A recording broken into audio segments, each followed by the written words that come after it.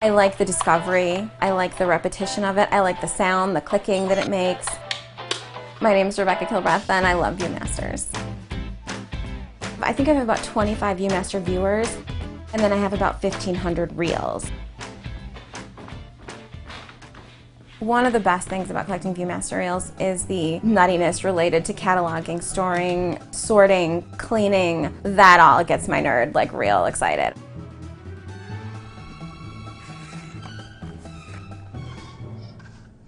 I keep them all in tubs. I buy little plastic sleeves to put them in because every good collector does that no matter what it is. And then obviously putting them all in the spreadsheet is the real, like, you know, that's where you get your juice, sort of. You get like a dopamine hit, I think. So when I get a new reel, the first thing I do is check to see if I have it in my crazy huge spreadsheet, the spreadsheet of crazy, as I like to call it. I keep track of it, and I try to collect ones that I don't already have.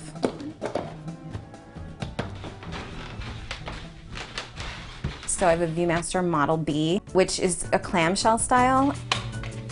I have a Model C, which is sort of the most popular, been around for 20-some years. Oh, it's the creepy Hansel and Gretel reel from the 40s. And then I also have what I call the Cadillac of Viewmasters, which is the Viewmaster Model D. This one is delightful.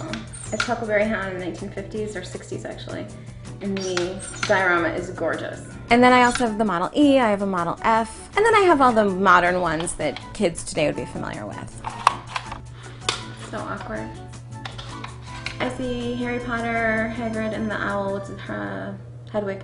Viewmaster was introduced at the 1939 World's Fair. I loved what it represented. It was meant to show you the world in 3D, so you get a sense of depth and reality. You don't even have TV in 1939, so it was a big deal. And most people would remember Viewmaster as having 3 reel sets of TV shows.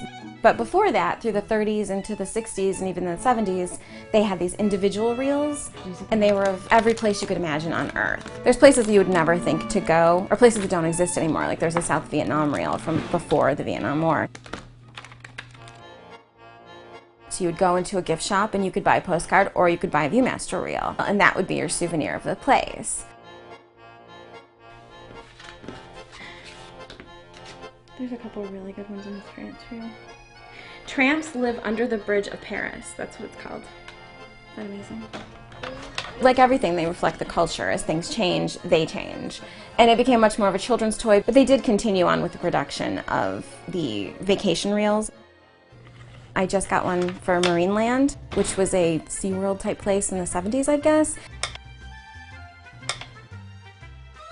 And the reel featured an image of a dolphin jumping through a flaming hoop, which no one would ever allow today. And so I think one of my favorite things is the sort of transgressive moments of things that you wouldn't see, things they wouldn't say, and stuff they wouldn't show today. You just find things that are unusual in the reels from other countries. You also get to see things that we find maybe offensive today, and it's sort of fascinating, like this Mexican bullfight. I mean, I think a lot of people are against those kinds of things today.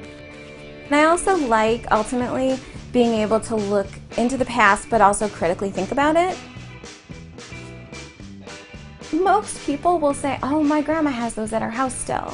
It just seems to be one of those things that people kept. And so I think that there's something about it that connects us to our childhoods and to our past and to pop culture and to things that were important to us at the time because it did move with the times. I think that that's why people still like them. Every collector has to ask themselves, what are you doing with this? Like, I don't have to have every single one, although I would like to have every single one, but then it would be over. So it's the pursuit that's part of it.